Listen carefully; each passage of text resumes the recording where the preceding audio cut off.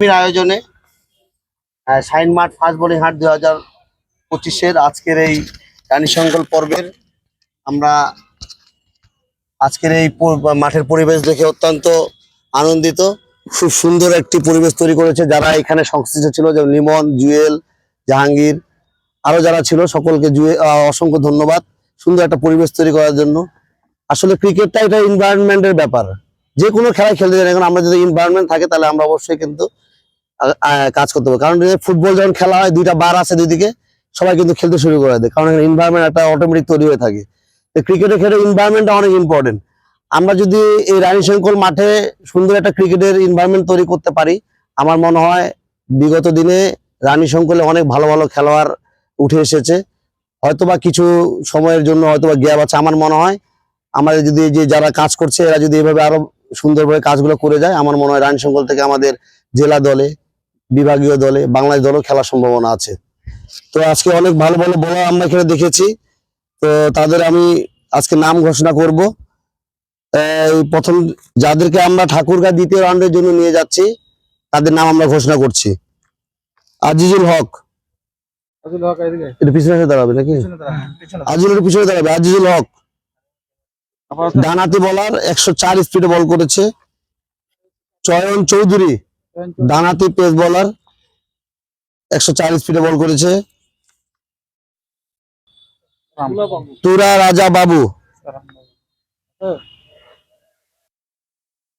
105 স্পিডে বল করেছে। সাকির হোসেন 105 পিছনে আসে দাঁড়াবে। সোহেল রানা 107, সোহেল রানা অনুপস্থিত। আচ্ছা, আবু সাইদ 107 স্পিডে বল করছে, লেফটি বলার, অনেক সুন্দর অ্যাকশন তার বোলিং এর। জুয়েল রানা 108 লেফটি বলার, খুব সুন্দর বল করছে, অনেক সুন্দর অ্যাকশন জুয়েল রানার। নাইম 109 স্পিডে বল করছে, রাইট হ্যান্ড বলার। Tahsin Arafat left hand bowling, 110 অনেক সুন্দর বল করেছে সে, তার বোলিং অ্যাকশন অনেক সুন্দর। মুসাদ্দির আল ফুরকান 111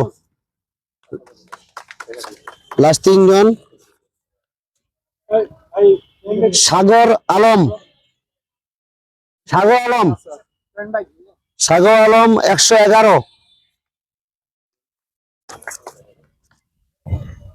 মরম আলী সৌরভ 111, তাহলে হবে। আর আজকে সর্বোচ্চ গতি দিয়ে বল করেছে সামির হুসাইন জিহাদ 115। সব পিছনে দাঁড়া, তুমি মিডলে চলে আসো। আমি আশা করব যারা সুযোগ পেয়েছে তারা অবশ্যই যেন একটু প্র্যাকটিস করে, অ্যাটলিস্ট 1 ঘন্টা করে যেন বোলিং এর পিছনে সময় দেয়। আমাদের ফাইনাল রাউন্ডে আমি আশা করি এরা আরো জোরে বল করবে, 130-এ বল করবে, 140-এ বল করবে, এই আশা ব্যক্ত করে আজকের আমরা রানীশঙ্কল পর্ব শেষ করছি। আমাদের আগামী পর্ব বালিয়াডাঙ্গিতে অনুষ্ঠিত হবে 26 তারিখ শনিবার। পীরগঞ্জে 24 তারিখ, 26 তারিখ হইলো বালিয়াডাঙ্গিতে। তো যারা আসলে ট্রায়াল দিতে পারেনি, অনেকে হয়তো জানে না, তোমরা যারা জানো যে ভালো বল করে, ছুড়ে বল করতে পারে, এলাকায় আছে, অবশ্যই তোমরা তাদেরকে জানিয়ে দিবে যেন ওরা বালিয়াডাঙ্গি, পীরগঞ্জ যে আমাদের যে ভেন্যুগুলো আছে সেই ভেন্যুগুলোতে তারা আবার যা ট্রায়াল দিতে পারবে। তো ধন্যবাদ আজকে আমাদের অতিথি যারা ছিল, অসংখ্য ধন্যবাদ আসার জন্য, আমাদের এই ক্রিকেটকে সহযোগিতা করার জন্য। আমার বিশ্বাস সবাই যদি আমরা একসাথে কাজ করি, রানীশঙ্কল ক্রিকেট, ঠাকুরগাঁ ক্রিকেট আগায় নিয়ে যেতে পারবো, যেন আমাদের এখান থেকে একটা ছেলে বাংলাদেশ ন্যাশনাল টিমে খেলতে পারে। এই আশা ব্যক্ত করে আমার বক্তব্য শেষ। ধন্যবাদ সকলকে।